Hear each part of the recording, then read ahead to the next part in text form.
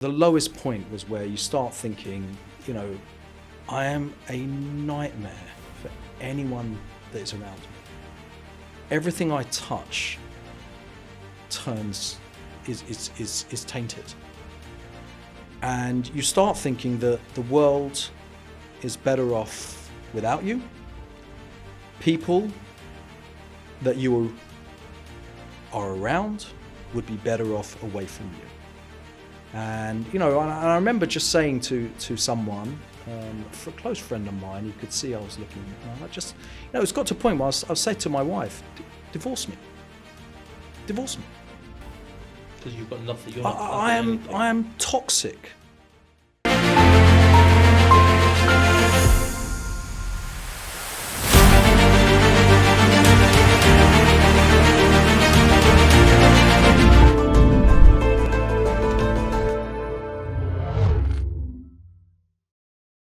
Hi, I'm Yaakov Barr. Welcome to another episode of Between the Lines, powered by J-Teen. The podcast where we talk about the issues that really matter, and very often about the issues we don't like talking about. We're going to talk about relationships, we're going to talk about emotional health, we're going to talk about life challenges and the daily struggles. This episode is going to be really going behind the curtain, uncovering the sinister side to computer games and technology. And we're going to have a guest who's going to talk about his own addiction and recovery. Now with me, Saul Nagus, thank you very much for joining us, a very valued member of the J-Teen family. Thank you for having me, yes. Happy to be here. Thank you very much, thank you. And our guest today is Rafi Joseph. Hello. You are a former teacher in JFS. Correct. You are also the head of Aish UK's London campus. That is correct. But for this episode, you are also a recovering addict. Correct. And it's amazing that you've come on.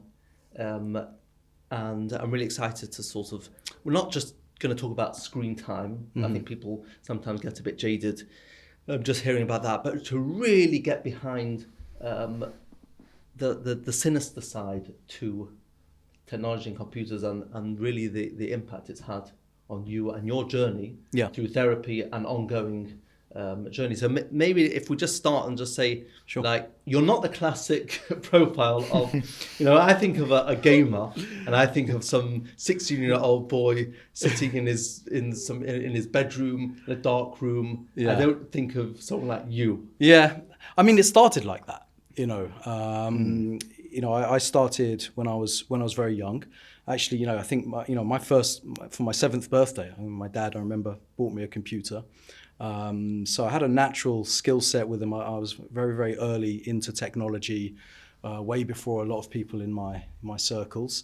But I think by the time I was 14, 15, I was that stereotypical teenager who used to just be in his room all the time. I had a social life during the weekends, but majority of the evenings, I was in front of a computer, until quite late hours. And that then, develop a pattern of behavior, where you take that into your adult life with you. Mm-hmm. Once you've set up a pattern of behavior and you become addicted. So you stop becoming a teenager, but you're still an addict. So what age, so you started off very young, but at what age were you sort of maybe different to other people in the amount of time you were spending? Probably around already by the age of 14. I was coming home from school and straight on one of these things. What were you playing? What was? Well, gosh, go through those days memory lane of the development of there was the original Nintendo. I got that for my bar mitzvah. And back then consoles would last a few years, wasn't one every, like a shakedown on parents' pockets. My original Nintendo was a bar mitzvah present, and I used to play Zelda, Super Mario Brothers, those sorts of the original versions of those games. And as technology got better, I just moved with it onto, higher and higher. Then eventually you had this thing called the Amiga, which had like multitude of games. And, so you start off on those things. And what do you think drew you into that? Yeah, it's a really good question. Look, I think computer games, I always loved challenges, puzzles, like, IQ tests. And, I think this was just an evolution of that old sort of, crossword book, or, you get those books with the sort of mental challenges. And then you have a scenario which incorporates a lot more senses, reaction times, for example, and not something you can test on a piece of paper. But this is incorporated in computer games. You've got other sensations, color, investment in your character, right? All sorts of things are at play with computer games that pull in more and more. So it gave you a good feeling. Yeah. That you felt you achieved, or you. Yes. With that, it's one of the one of the things that I think the computer gaming industry has cottoned onto in recent times, or at least over the years, is the fact that achievement is releases that dopamine hit. Yes. In a person that makes them think like they've done something today. And so you say you sort of early to mid teenage years is when you sort of became really invested, heavy use of these games. Yeah. That kind of age, you're still very much under your parents' roof. Yeah. So if you say you're coming home from school and starting off gaming till early hours, was there any sort of discussion from your parents? Oh, we were at war. I was at war with my parents for most of my teenage years. Right. But they kept saying enough. I mean, as good parents, would want to see their child, do his homework, eat his dinner, shower and go to bed at 11 o'clock. Were you remembering to shower? I think, look, when you're in full swing of addiction, you've got to understand every single element of your life is affected, right? And everything is a second. It's you have one priority, and that is to engage in your addiction and to what they call act out, right? Anything else is on if it's an absolute emergency basis, I will do it, right? Going to the toilet, eating, shower, like those sorts of things. It's like, okay, I've been sitting here and, the stories of people who have worn nappies. Yeah, but like I never got that bad, just for the record. But of course, you sit there, I was there, I was kind of like, I watched this technology unfold and become from something that you just played with your friends for a couple of hours into games that just had no end, right? What they call like online RPGs, role-playing games, such as similar to Warcraft, Eve, these sort of open world games that they don't have an end. They have an endless, you can sit there. Grand Theft Auto, you've got a big open map. You can drive around, you do the missions, or you can just drive around nicking cars. Like, there is no end to this. And so what used to be like a maybe 1 or 2 hour endeavor in the original types of computer games and how they were intended, transitioned over time into things that you could quite happily sit on until the sun rose. Saul, did you ever in your growing up? Yes, yeah. So my brother and I used to play a lot of Call of Duty, but that was only together. My parents never let us play anything with like strangers online. We played together, and then later on we played a lot of Minecraft, which is one of those open world sort of unlimited. You can spend. I mean, I used to spend hours building worlds, things, houses on Minecraft, and you could be up to the early hours. Yeah. And I think what's quite interesting is your point about how the games have evolved. You've got Pong or whatever, like the OG game, and they become even more, the graphics become better, the sounds, the other senses, as you said. Do you think there's something in games that people get from that perhaps they don't get outside of the game? Gosh. I think one of the things that games offer is an alternative to reality. Look, when you've got such level of, when the tech is that good. I mean, I don't know that. I never played this game. I'd already hung up my mouse by then. But, a game called Cyberpunk. I've seen it. My friend has it. And, the absolute level of immersion, right, in this futuristic world. For anyone who's into sci-fi, for anyone who's into that sort of thing, for anyone who loves... And look, the whole other side to this is the fact that, why people want to indulge in an alternative reality is also a question to be asked. Yeah. Not every, maybe you could say that people who are happy and fulfilled in life don't necessarily want to escape reality, Well, you can often, on these games, you can often look at the way people build their character, and it's often the character that they really want to be, but they're not. So Fortnite, you'll often have somebody who often is maybe a bit of a weak person, and suddenly in this game, he is now a warrior. He's strong. You can. So I've noticed over the years that very often, sort of seeing the role they're playing in the computer game shows us the deficit that they have in their real life. And often these people will, if on those multiplayer online games, they can rule a world or an area of their world, and they can feel quite powerful in that sense. And sometimes you can meet these people in real life, and they could be not what you thought you were, this person who was really quite scary in the game. Yeah, there could be a sort of quite weak, maybe kids that have often been beaten down and criticised, but in their game, it's an escape. They become a someone. Yes, and that's a very powerful sort of trap, I guess. Yeah, I mean, I remember one guy who's, you meet him in real life and he's not like exactly what you described. He's not exactly like, like massively confident, but online he's a leader. Yes, yeah. Right? Yes. And he's running groups of 10 to 15 people, organized, everyone looks up to it's crazy, like the online persona is a complete contrast, Yeah, I mean, look,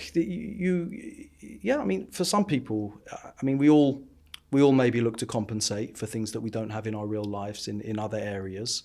And, for some people that can be what could be perceived as a remedy to their situation. Yeah. And did you ever sort of get involved in the outside, I would say the real world part of gaming? So any like these conferences, meet any of you didn't? No, that wasn't your vibe. No, it was never my thing. Right. I worked in tech for a brief time, and I was always going to go into tech. When I was younger, because it was just I had a natural affinity with these machines. And I worked in tech for a brief time.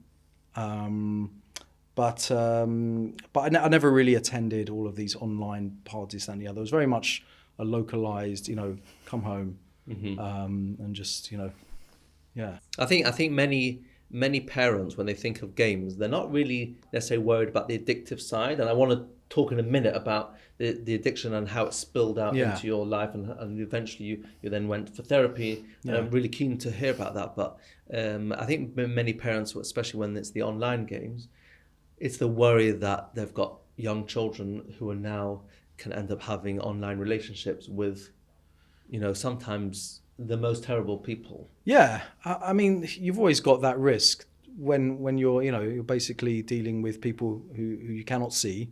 You don't know where they're from all over the world. Different servers that, you could be dealing with anyone. I guess that parents would have good cause for concern in this area. A lot of people also look at the violent side of computer games and that sort of thing. Although the research is still mixed whether actually, as much as we would like to say that when you play a violent game, that's going to make people more violent. We're not actually sure if that actually does happen. 100%. There's never been a successful court case against Rockstar who made the Grand Theft Auto, and they've been taken to court multiple times. There's never been a successful Rockstar. The truth is, if I'm being really honest, like as much as I want to be honest about the awful side of gaming addiction, like I never felt that playing these games made anyone, and certainly the people that I knew were all, the general crowd of computer gaming people are very, very passive, non-violent people. And even though, not walking around with rocket launchers. No, like, I mean, these are people who actively chase a high death count in game. Yes. Nothing wrong with that. But yeah, I mean, look, you like I said, you're going to you develop relationships with people that you team with regularly. It's very, very plausible that someone who is 15, 16 on an online server, there's no real, as far as I know, there's no real legislation or safeguarding to prevent a server where adults and kids can be on a team with open comms, and this kid can hear anything, and the conversation is completely so really, I mean, in the modern day, we wouldn't accept that on a school trip or in a classroom or certain fields that we're in. We would never accept unfiltered access to our children. Well, we're always petrified about our children going out at night and who they might talk to. I've heard often quoted, we over protect our children in the real world, and we underprotect them in the virtual world. Yeah, that's probably fair. Yeah. And then look at this, you were exposed to all sorts of potential people. Yeah. But Rafi, what I think, let's move on a bit to the darker side and how it spilled out into your life. Sure. Where tell me about sort of maybe where you were at your lowest moment and maybe the point where you realized I need to get help. Okay, it's probably a few of those. So, I guess the kind of lows they come with you, because at every stage, I mean, look, I'm 48 now. Okay, married, I have 3 children. I've had a few jobs, and I think when you're young, so what defines a low point is perhaps my academic career was kind of absolutely obliterated by this. I went to a very good school. I went to Habs. My parents, my dad was very keen for me, and I didn't really have much love for studies. I was very unhappy during those years, and there are other factors, and I think it's important in this when we're framing addiction and the conversation about these things. There are other factors beyond a teenager's control that leads them to maybe turn to some of these things to maybe to escape, to shut off certain things that are going on in their life that they're not in control of. I walked out of education when I was during A levels, and went and got a job. I worked in a video store, initially. And, at that point, like, I wasn't so aware of it, but like my life was tanking, from going from one of the best schools in the country to, sitting there, smoking cigarettes for 6 hours, watching, every video that's been made. I mean, as fun as that sounds, if I tell you what, I work in campus now, so I know what successful teenagers and success. I work. It's quite disastrous. But I don't think I was as consciously aware of how bad that was at the time as I am now of when I look back at those things. And I guess after that, it's through your job, it will affect your job. During my time in my first job, it really, really impacted. Why? Because you were tired the whole time, or just not able to put the effort in? Yeah, it's hard to put effort into anything when you're functioning on 2 hours sleep. Mm-hmm. One of the key areas that it impacted me was in the area of sleep. I guess every single type of addiction has its own side effects. alcohol will destroy your liver. You know, drugs will destroy a lot. Yes. Yeah. Gambling will Destroy your wallet. Never will, mind. will ruin your credit rating and will ruin your ability to make any substantial purchase in your life. Gaming takes away your hygiene, your basic elements of life that you are dependent upon, which is sleeping and eating and looking after yourself. You know, it locks you to a chair for, you know, I think my record is like a 32-hour stretch. Wow. You know, and during that time, I'm like, you know, you've got a bit of food next to you, leftover Chinese from 2 nights before, and, you know, you're just sort of like, you know, you're stopping, you know, a toilet break is like, you know, they've got people waiting on you, right? And these things, you know. When you got married, did Yeah. you try? Was there a time where you said, "Well, I better not start off and do this. I've got to put on. Yeah. Make sure she doesn't know." Yeah, I guess you just, you know, that was a very, very, that was a low, you know. Sort of when you're single, you don't share that side of yourself with people that much. People may know it, friends may understand it, but you're not kind of destroying anyone else at the same time, and you're not affecting anyone else at the same time. And absolutely, like, I think going into a marriage was an incredibly difficult thing, both for me and my wife, when she realized that my behavior pattern was somewhat weird. My ability to, you know, not coming to bed, you know, at night until like 2-3 in the morning, you know, was probably really devastating for her, you know. But when you're an addict, these things are just kind of casual. Like, it's normal for you. This is who I am. This is what I do. And you learn to sort of, you know, make, I don't know what the word is, but you kind of like, Well, you adapt. You rationalize it. Correct. And you just get used to probably making like really good excuses and often lying and saying, "Oh, it's just because, you know, I couldn't come to this and I couldn't come to that." Yeah. Yeah. I mean, it's very, very hard to be with someone who's behaving like that.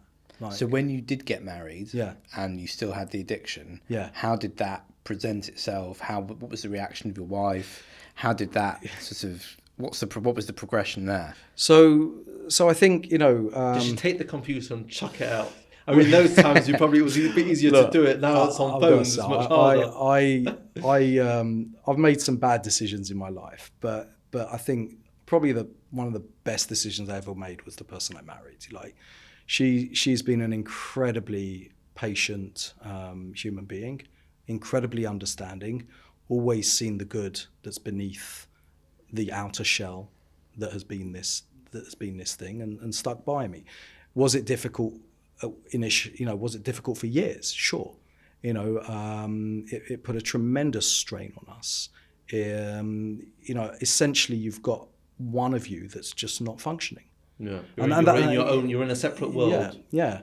And again, I mean, in all marriages, it doesn't need to necessarily to be addiction where one person is just not partnering up. If one person's not playing as a team, It's not present. Yeah, I mean, we're seeing now with phones. Maybe we'll talk soon about. Yeah. You know, it's not just games; it's also technology. But I did read sort of recently a research that I think 1 in 3 spouses says that technology is affecting their relationship. Wow. So people on that's a very, very big statistic. So that's people who are staying up late.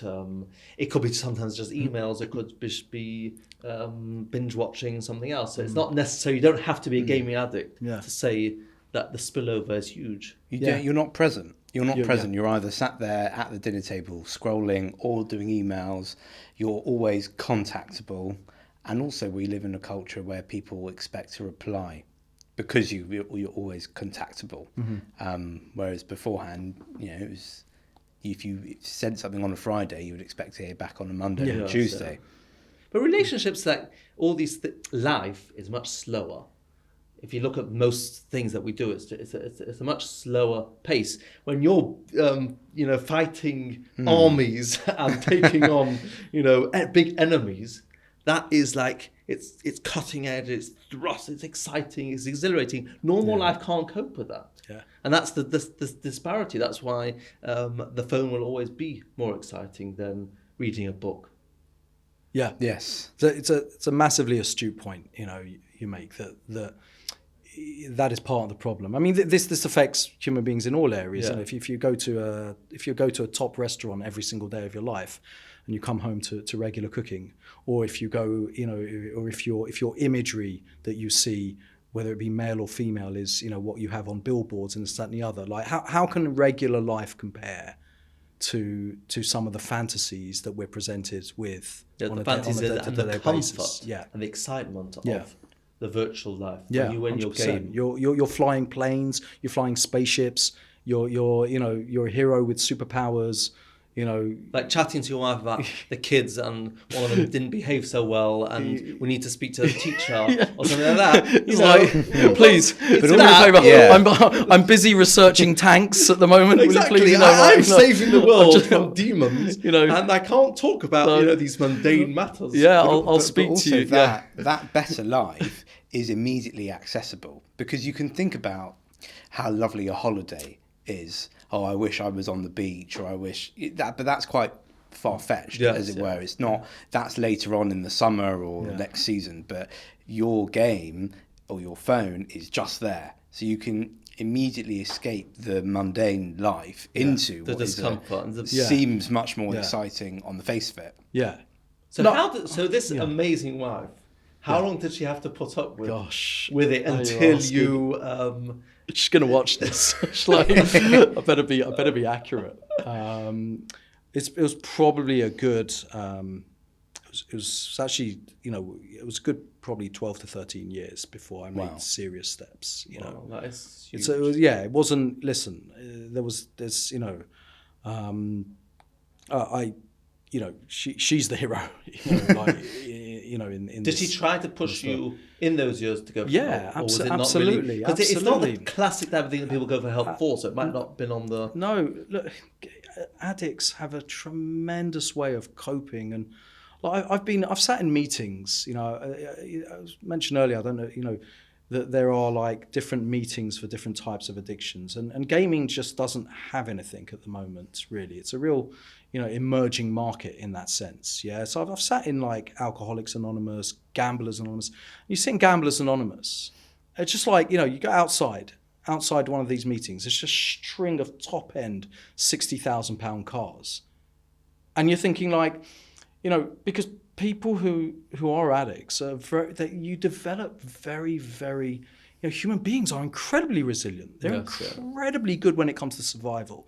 I mean, I somehow managed to maintain a family and a job throughout all these years. That's incredible. Right? And it's miraculous. And at the end of the day, like, you develop ways of just coping and leading this sort of... People can see the cracks. Anyone who's got their head screwed on can see the summing up. Did you feel like guilty that you weren't like there for your children? Massive. I mean, the guilt is huge when you start to confront the reality of the situation.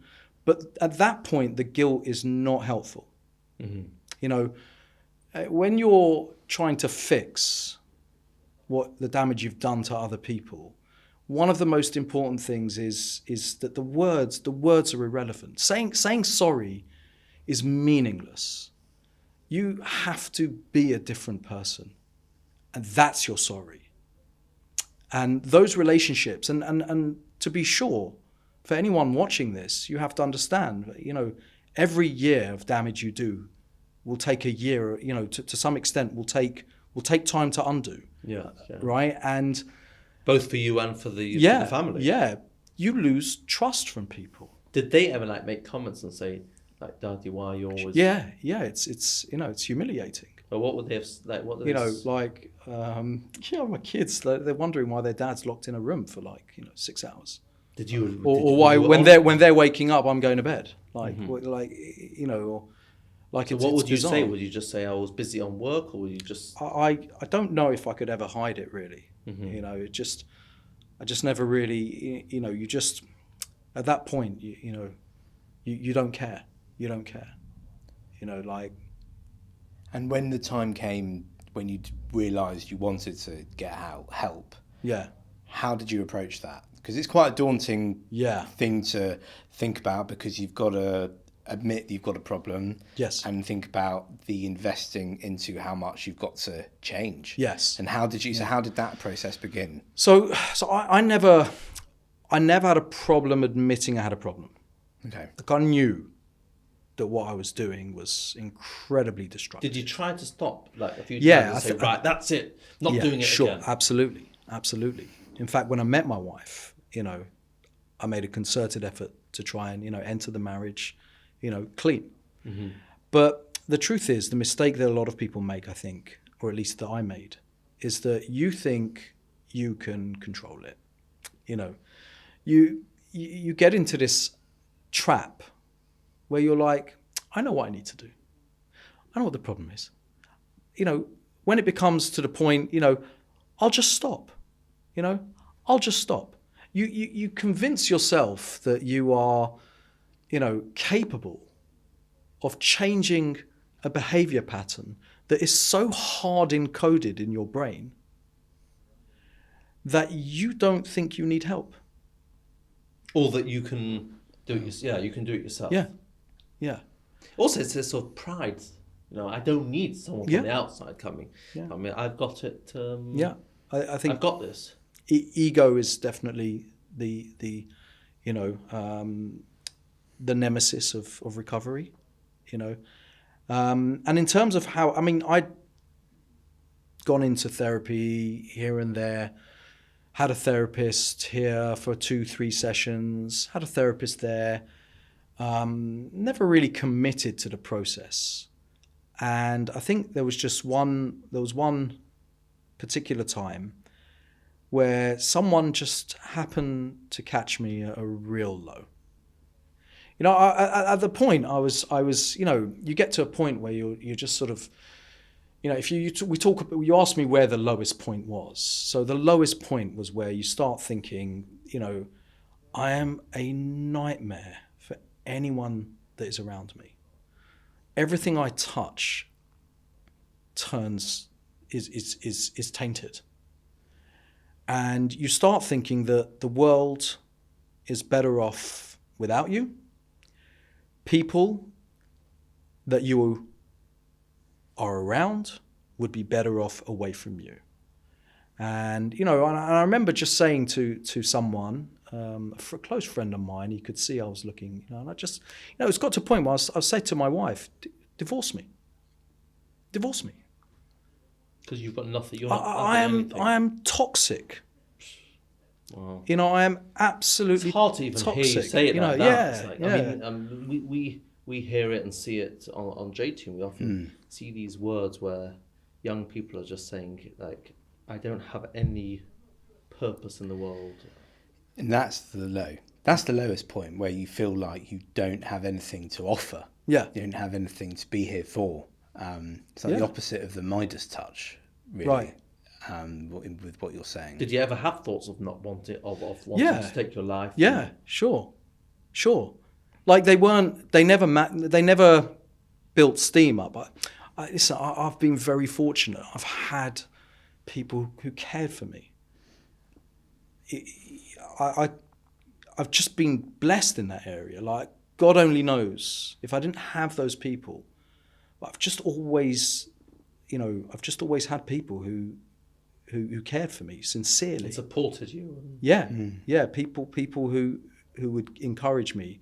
And at the point where I was telling you, I just saw a friend, one of these friends who genuinely cared, and I was telling him, like, I don't know, he's a very close friend of mine, and he made a phone call to what would be my eventual therapist.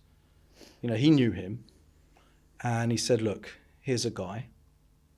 So, I called the number, and I had my first session about 7.5 years ago, and it was an unbelievable, intervention on some level. Like this I always say it's like dating. You know, like the right therapist. Yeah, you got to match it up. He comes along, and you just know. It has to be also the right time. It's about the right, there's timing in your life. It could be if the right therapist would have come a few years earlier when you weren't quite at that low point. Yeah, it would have not been so effective. There's a lot of factors that have to go into play. There was a lot of because people blame the therapist. No. It could just sometimes be it's just great therapist, just wrong timing. Listen, I was very lucky, and had my friend not picked up on my dour face when I saw him and asked me what's wrong at a moment where I was at my lowest, we may not be sitting here. I may be, somewhere else in the world, divorced, not seeing my kids, jobless. There's a lot of different things that go through your head as to how your journey could have been different. But the truth is, I had someone looking out for me, but then you go into this process. It's incredibly. You have to. Part of the work is nullifying your ego. That's step one. You're sitting in front of someone who's basically telling you things you don't want to hear. And you're paying for that privilege to be insulted for like an hour each week, right? And and you have to get over that. Like, you really have to get over that. And I was fortunate enough that I just thought, I really respected this guy. He made sense. He was knowledgeable. He was caring. He was, I could sense there was a human being, not someone who was just there for, to not make an AI. Yeah, real person. Yeah, but someone who wasn't doing this because it's a cash cow to be drained, but someone who genuinely cares, for his client, and that's a feeling you can't. You can't. It's just absolutely. And I think in all relationships, whether it's a tutor or anyone that in services, I think level of skills and stuff like that are always secondary to what feeling you get when you're in front of someone like that. And I think also what's quite interesting, that nudge that you got from your friend, I think is also very important, because Yaakov, we see on the line a lot people who, not so much the person messaging who might be in the midst of an addiction or another issue, but it's the friend who's who's asking about I've got this friend who is going through X, how can I help? They know they're not going to be the one to solve the problem, but how can they intervene and help get that person? And then from your perspective, you got into therapy, you found the right therapist, and I think you hear a lot about people's journeys with anything, addiction, depression, anything, and they say, I went to therapy and 6 years later I'm in a better place. And a lot of people say, well, hold on, what went on in the room? What is the therapeutic process? And everyone's going to be different, but what is it that helped you, the methods, and in a way almost to help us demystify that therapeutic process perhaps for someone who is listening and thinks, maybe I need that help, but what does it what does it look like? I love that point that you just said, Saul, because about the friend, because we'll often encounter people that we might see in shul, or people that we know that don't quite look their normal self. And there's maybe a part of us saying, should we say, is everything okay? Should we get involved? And we tend to, maybe it's an English thing, or maybe it's just we've got enough going on in our own life, but we tend to sort of step back and just, I'm not going to mix in, I'm not going to get involved. But if your friend would have said that, then, as you say, you may not be here today. Yeah. And it's such a measure when it comes to mental health. Nobody says you're not going to come into a shul or a kiddush and say, I have a gaming addiction. Yeah. No, you don't. And no one's going to say, I've got depression. It's not something you announce. No, you don't announce it. No one says, I've got depression. No one says that I'm really struggling. Yes. But friends will often see like signs, and it's whether we have really the care to say, you know what? Let me actually go and see if I can help in the right way, in a way that will be received well. Because sometimes it's like a deer in the headlights. They kind of run off. You want to be able to approach someone in a way that you know they're open to receiving. Maybe not in the middle of shul, perhaps. No. But Yeah. you call them up in the week. Hey, I noticed this. Do you want to have a chat? Yeah. Yeah, we don't do that so much. That might be a British thing. Look, you can't, I guess you leave the door open, but sometimes a direct method is not, always, it may well be you're not sort of calling up and asking for a chat, but you're just sort of like reaching out to hang out with someone, knowing to create a bit more of a warm environment. If you go into someone and you're sort of like, is everything all right? Do you want to talk about it? You put someone on a defensive, right? Maybe, and you don't necessarily want to know where you're at with that person, and sort of like, maybe a person will feel like bad because they don't necessarily want to confide in you, or they do want to confide in you, and it's kind of a litmus test of your friendship, But what I would say is that you definitely want to make the environment comfortable as a precursor to initializing that sort of conversation, and I think, and you don't necessarily want to provide solutions like one by one. It's very. There's a process. Yeah. I've usually, and a soldier's house, 7 years is a long time to be in therapy. Yes. Was it consistent 7 years, or were there times did you ever drop out? No. So you've been going sort of weekly every. Yeah, it's been my lifeline. There's been days I've been sick off work, with a fever, and I dragged myself into a car, hunched over the steering wheel to drive to therapy, because it was just that important. But also, I think people don't necessarily know this, but therapy is the most beautiful process. Like, you learn things about yourself. You learn about the way in which the world works, how the mind works, how relationships work. You come out of it, you're in there to fix a problem. You come out of it so much more rounded as an individual. Connected to yourself. Yeah, like the way in which I carry myself now is completely different. The way in which, I set boundaries, the way in which the things that bother you, and the things that understanding, how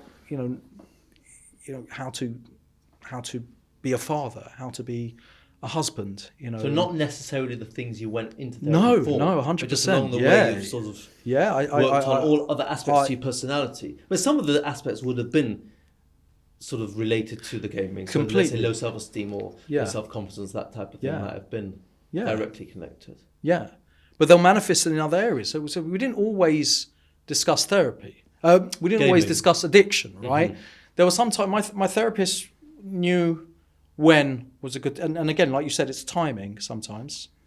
And my therapist knew when we had to work on this and when it was ready to take on other more serious things. And we spent a lot of time digging deep into, who I am, trying to understand, where was the source of my lack of self-esteem? Where was the source of my lack of aspiration?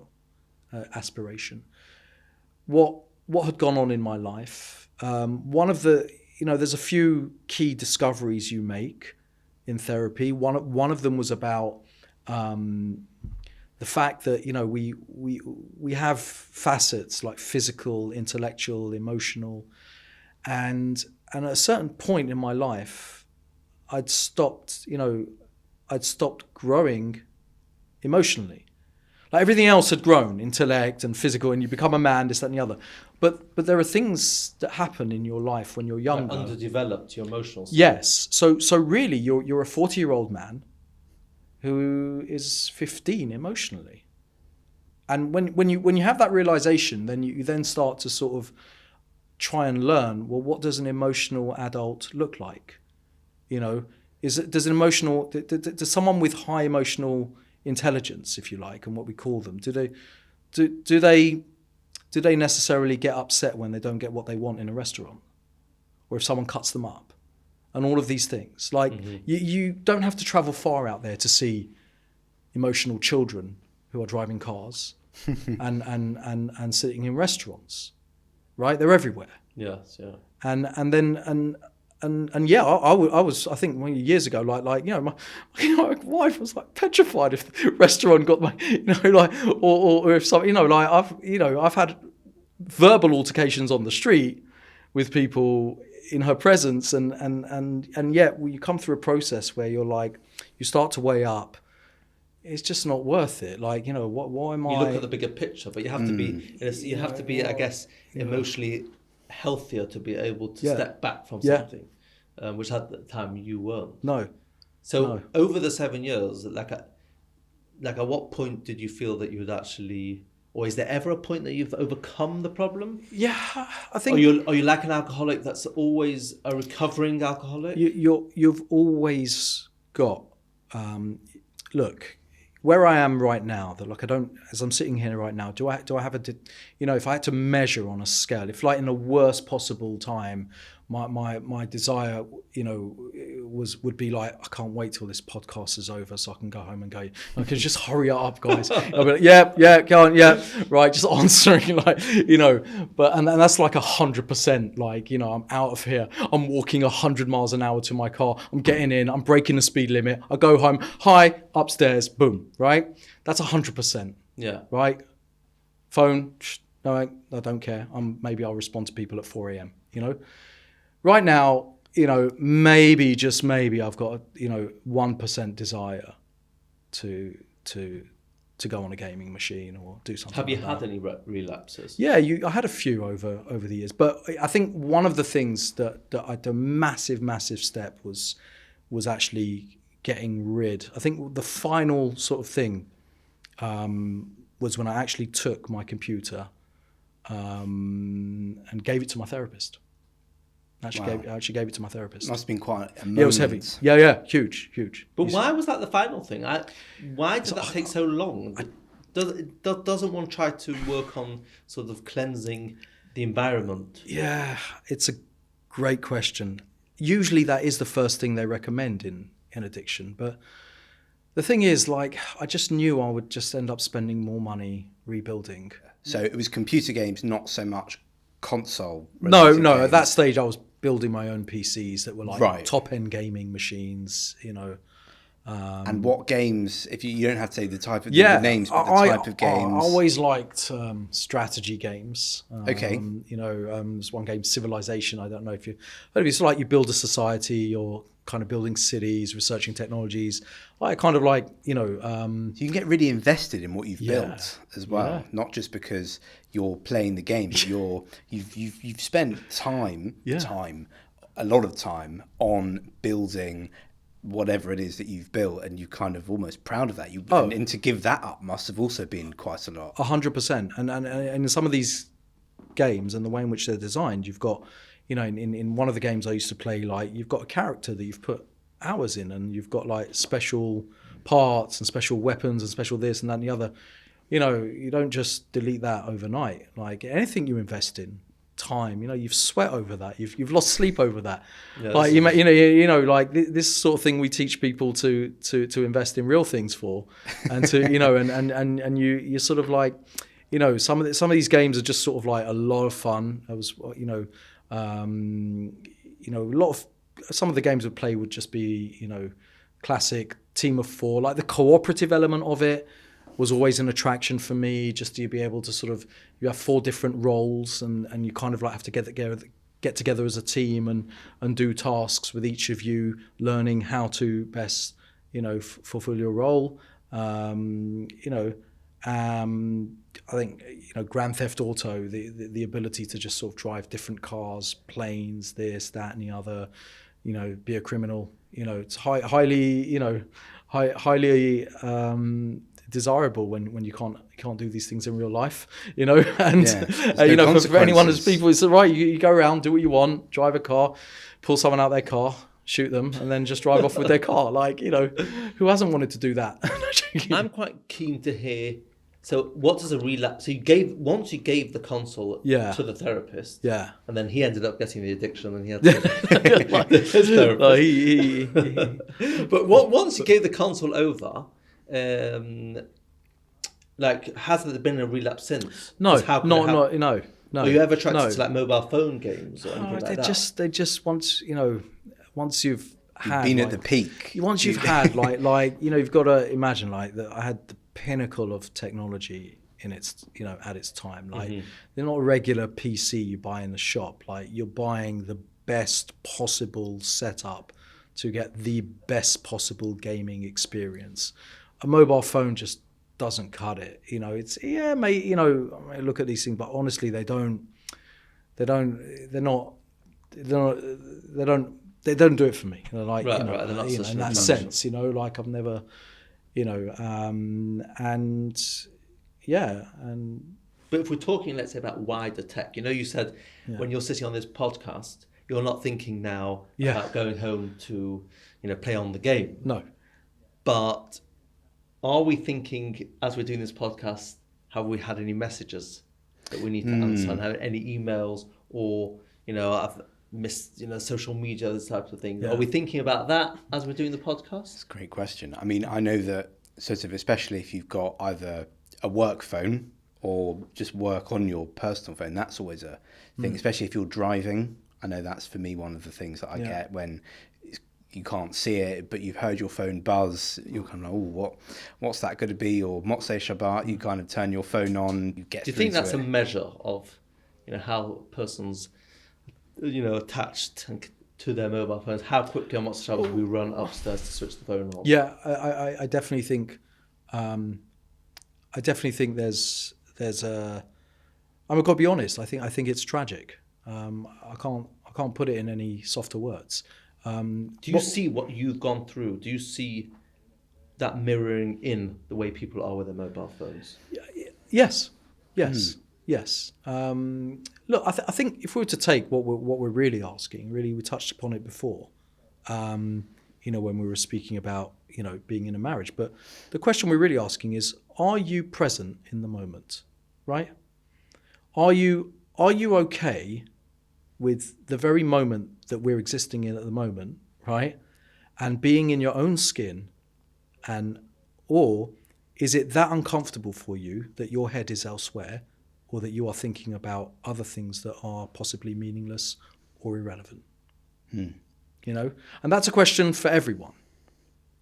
And for those who are with those thoughts, but perhaps in the depths of any form of addiction, and I think, you were saying before about how there's the warning signs, so where you nip it in the bud, and then at the other end of it, where the longer you leave it, the more work you have to do to put into it.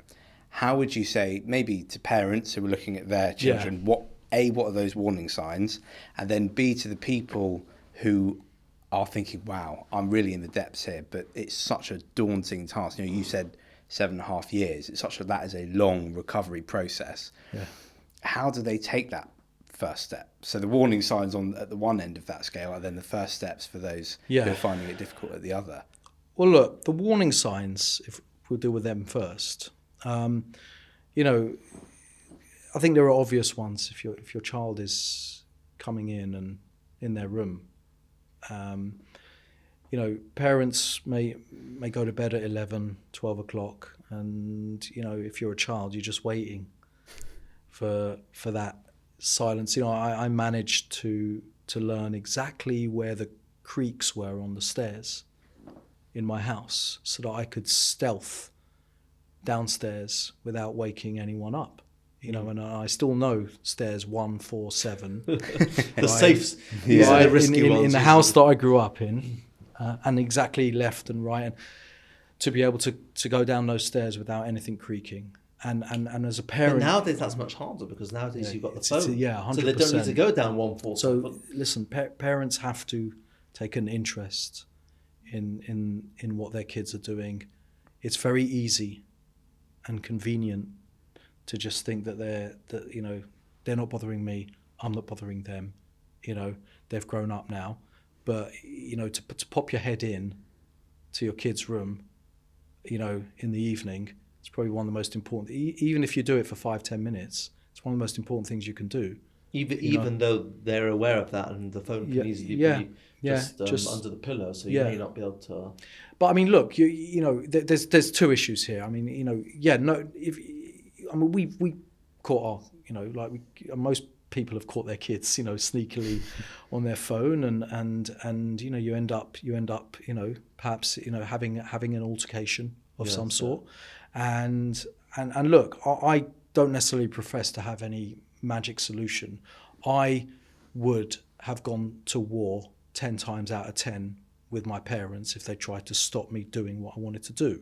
But only because you got to that stage. Could be that had at the beginning. Okay, right. So how? Yeah. But they didn't know. Probably in that time anyway. It was really very weren't aware of it. Yeah. And you know, but it's very interesting because a few years ago I was once giving a talk about technology.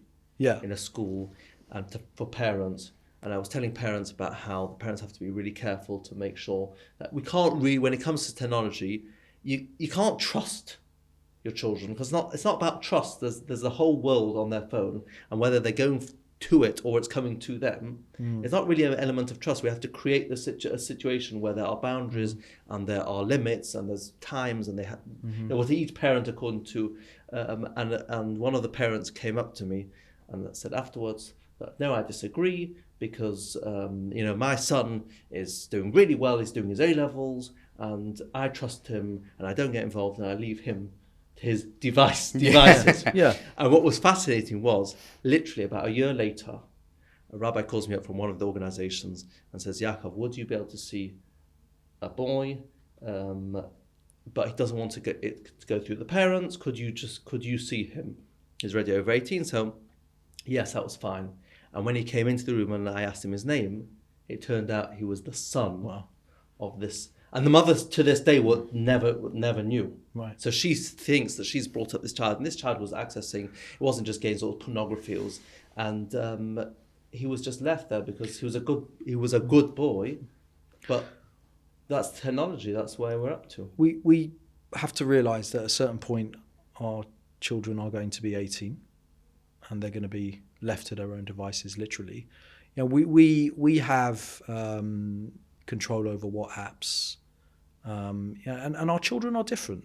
You know, all three of my children are slightly different, and they have different personas, and they have different relationships with tech, and so we don't have a one size fits all.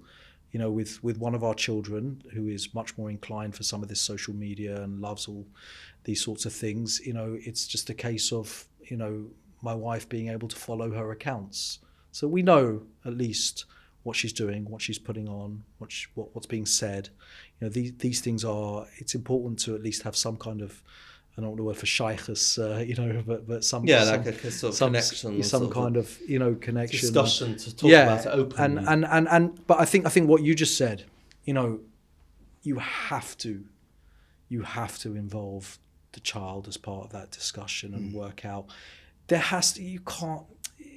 And I think every parent walks into parenting thinking that, you know, I'm the parent. This is what's happening in my house. You're just going to get the shock of your life when you take that approach, and especially in technology, because it's moving so quickly. And most parents, myself included, we're not really. You know, the kids know more than us, even if we think that we know what's going on. But they're much more advanced. I mean, I've had kids that I've tried to work with on technology and addiction, and they can take my computer and go and find out my password and go through all the filters. Absolutely no problem at all. Yeah, we caught our child breaking through protection that we put on and being able to bypass the auto lock down, and they're smart. They'll figure out. There's a wealth of information. I mean, there's intelligent children out there who are putting this information out specifically for people, and but I think for us, like, you know, I think it's been very, very important that we've always had a dialogue. My son didn't have a smartphone for the first year and a half when he joined secondary school, and eventually he wanted one. So we had a dialogue, and we allowed it with parameters. So we didn't say no, but we also didn't. It wasn't an outright yes. And I think you have to, at least, you have to give in. You have to make sort of a deal. Yeah, compromise, and try and find what you're going to be like, even though you may not want it, but you're just going to be like, look, I'm giving this, you're giving this. But is it just a child thing? Are adults just as vulnerable? I think adults are vulnerable. Or aren't we all under the spell? Well, we're all under the spell in the sense that there's the temptation there for all of us. I think even more so if you want to, because there's all these apps out there that will block an app for a certain amount of time, or can turn your phone, your notifications off. You've got do not disturb on your phone. So we have the ability to put these limits on ourselves, but then if we're the ones putting them on, we can just turn them off at the same time. Whereas if you're the parent putting it on your child, at first you hope they don't know how to get through those obstacles, and they may figure it out, as you said your children were able to, but for when you're putting it on yourself, you can just unlock. I think it's really for each person in themselves. The experts often sort of categorize.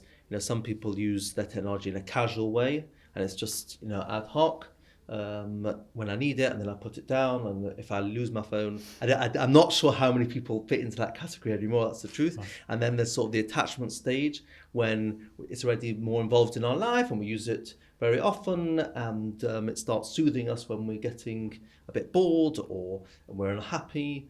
And then you get to the problematic stage, and that's where it starts spilling out in your life and relationships and parenting and jobs. Yes. And it starts really, this is where you start panicking because the battery's dying and I need it. And then sort of the higher level is when you get proper addiction, and this is where that one's whole life is in chaos and spiraling out of control.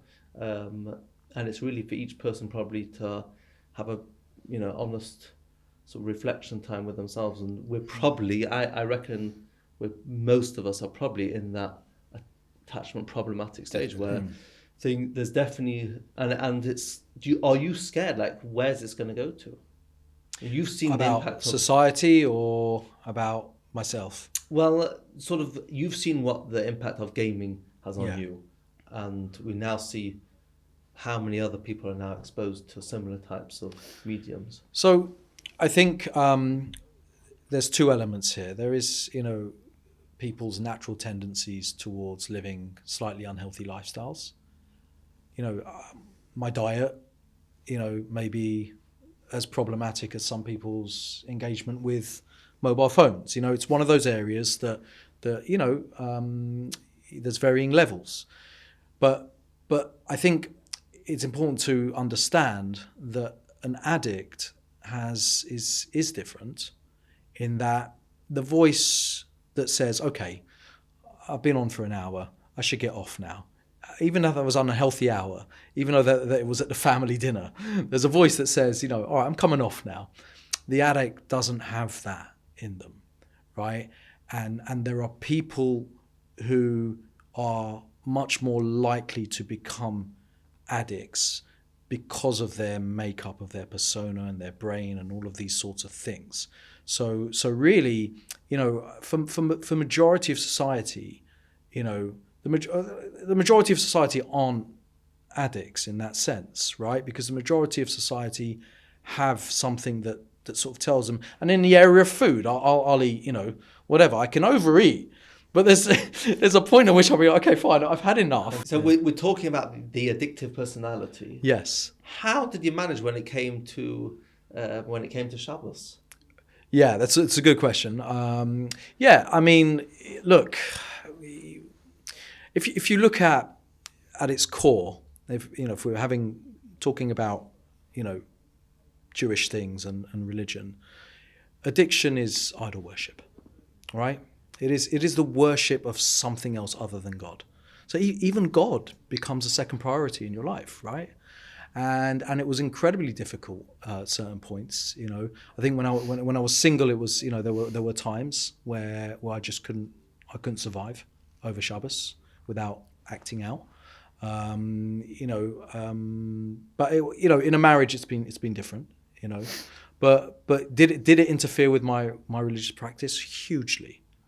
You know, and the worst thing was that it then compounds more guilt on top of the guilt for other things. Religious guilt. You know, religious guilt on top of that, and you know, you're now not only letting down, you know, yourself, your wife your and kids. You know, you feel guilty. You know, you missed another minyan. You missed. You know, you didn't do this. You didn't do that, and you know, and it's hard. But you can't. Like, you have to learn how to sort of be easy on yourself in terms of understanding that you're not well. As long as you're trying to get better, you can't beat yourself up about the fact, I didn't choose this. You know, I never chose this. I never deliberately went out to be this. It just, you know, it evolved. It happened in my teenage years. Lots of things were outside of my control, and that's okay. You know, I know what I want. I know who I want to be religiously, and all of these things, and yeah, it's like a monster that sort of just takes over. Yeah, in a sense, yeah. And I guess that sort of corresponds a little bit from what we see on JT, when we see, unfortunately, many young people who struggle to keep Shabbos. Yes. And the sort of lure of the mobile phone is often just too strong. It's very difficult. And a lot of people, as you were saying, about the religious guilt, but also people who worry about what happens if someone found out. Someone can sometimes live with the fact that they may have accidentally or on purpose quickly checked their phone on Shabbat or played a game or whatever it is they've done. But then if they knew that someone else knew, they feel even worse. The shame, because there's the shame, the embarrassment. Someone else knows, their secret is out, and they seem almost more out of control. They can't hold off from whatever it is they want to do for that one day a week. No, but it's such a powerful image, which really sort of we're ending the podcast with, on this episode, that, you know, that you equate it to like idol worship, that literally nothing else exists, just it's you and the idol, which is the game. You're serving another god in that sense. You know, like everything that you do surrounds serving that thing. Well, Rafi, this like unbelievably powerful to Pleasure. hear the story, but to also hear from where you've come from and to where you are now is unbelievable. And the journey, and it's not, you know, it's been a long journey, and the courage that you've had to come on here and to give us an insight into that world, which unfortunately, you know, is a world which is getting bigger. What would your takeaways be? Like, if people are watching this, if parents are watching this, what's your advice to them? I think a lot of people they don't realize that, you know, you have to be in some form of program, in the sense, like, you know, regular therapy. You have to be, if someone's struggling with an addiction, 100%. Like, you know, like whatever deals you make with your children, make sure they're seeing someone. You know, if it was physio or broken, they say you pay for health insurance, you pay for your Sky subscription, yeah? Like pay the money and give your child, you know, regular help. Everyone on some level who is struggling with these things needs at least 1 hour a week to reflect upon where they are in life. And for you know, most people who are normal and healthy need that. If you're struggling with mental health issues, how much more so do you need to take stock with an objective opinion to do, you know, to have that in your life? And the sooner you start that, I mean, I don't spend my time regretting it, because, you know, I am who I am, where I am, and that's that, you know, and I'm very happy. But, you know, it took me 25 years from start to get into a process. And you ask yourself the question, like, in the modern day, we're aware. We have therapists, we have places that can help. We're not in the 90s anymore, we have these things available, use them. It's less of a taboo, and your child will thank you one day. You're literally saving their life. Wow, Rafi, thank you. Saul, this was your debut as a guest on the Between the Lines podcast. We both, I think, came into this episode not really being fully aware of what the life of a gaming addict is. What are your takeaways?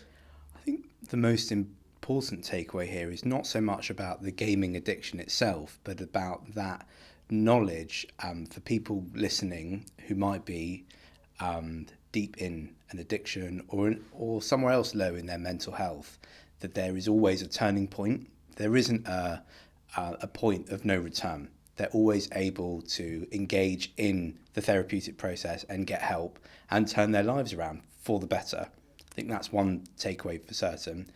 And the other takeaway that I think is important for the rest of those listening that we were talking about earlier is look out for your friends. And if you sense that something is wrong, act on that at the right time in an appropriate manner, but act on it, because you had your friend that put their hand on your shoulder at the right time, and you were able to then engage. And we never know how we can affect other people's lives by engaging with them and making them feel seen, possibly at some of their lowest points. So I love that. Thanks so much. Absolutely. And if you haven't got the friend who's necessarily there for you, please do realise that J-Teen is here for you. If you're a young person aged from 11 to 24 and you feel that something you've listened to resonated, maybe bothered you, or something that you really wanted to speak to someone and you want to do it anonymously, reach out to J-Teen. It's on 07860 058 823. That's for the text and the WhatsApp. And if you want to call in, it's 0800 915 4646. As well as that, there's the helpline number for any adults on 0330 127 3333. We will have a resource and information pack on our website, and that is going to be www.jteen.co.uk. Rafi, thank you so much. Thank you for coming. Really appreciate it. Saul, fantastic. Thank you for all your insights and help. And thank you so much, everyone. Thank you.